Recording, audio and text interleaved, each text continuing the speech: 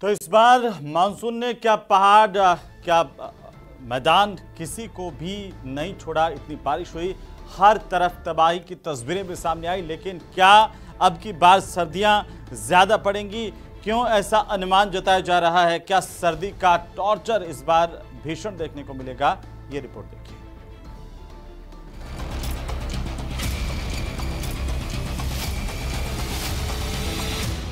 क्या इस बार सर्दी में होगा टॉर्चर? क्या ठंड सारे रिकॉर्ड तोड़ देगी?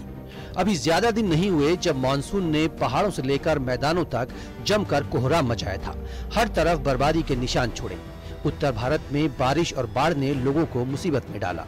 मानसून का सीजन तो खत्म हो गया, लेकिन कुछ समय बाद सर्दी दस्तक दे देगी।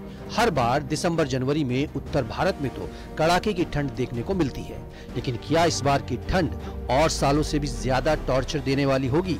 मौसम वैज्ञानिकों ने इसी बात का अनुमान जताया है, जिसके पीछे की वजह होगा ला नीना। ला नीना का असर भारत की सर्दियों पर होगा। बरसात जो थी ये हमारी सामान्य से ज़्यादा बरसात थी। उसका भी कारण ये था कि 2-3 ऐसी घटनाएं जो कि हमारे मानसून को प्रभावित करती हैं वो अब की निष्क्रिय थी। न तो एल नीनो सक्रिय था, न तो ला नीना सक्रिय था।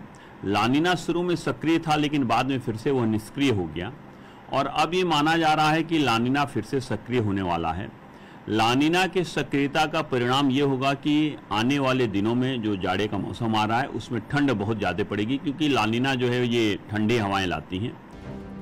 खासतौर पर अक्टूबर से दिसंबर के बीच सामान्य से ज्यादा सर्दी देखने को मिल सकती है। पहाड़ी राज्यों में बर्फबारी ज्यादा देखने को मिल सकती है। ला नीना एक मौसमी घटना है जिसका इस साल सर्दियों पर सीधा असर पड़ सकता है। ला नीना ठंडी जलवायु का प्रतीक है। ला नीना अल नीनो के विपरीत है। उत्तर भारत में इसका ज्यादा असर देखने को मिलेगा। ये मौसमी घटना प्रशांत महासागर को ठंडा करती है।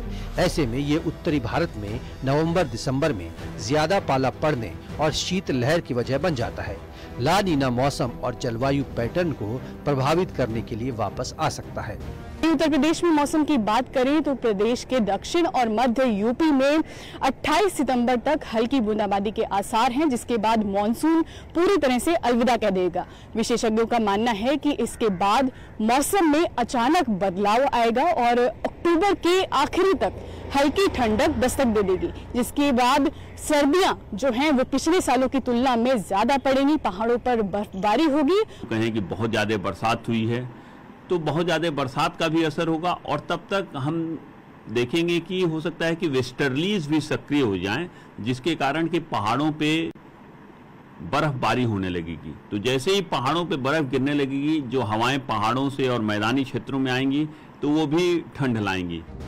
अमेरिकी राष्ट्रीय मौसम सेवा के जलवायु पूर्वानुमान केंद्र ने अक्टूबर से दिसंबर के बीच ला नीना विकसित होने की 71% तक संभावना जताई है। प्रशांत महासागर में होने वाली मौसमी घटना ला नीना के चलते भूमध्य रेखीय प्रशांत क्षेत्र में समुद्र की सतह का तापमान औसत से नीचे आ जाता है।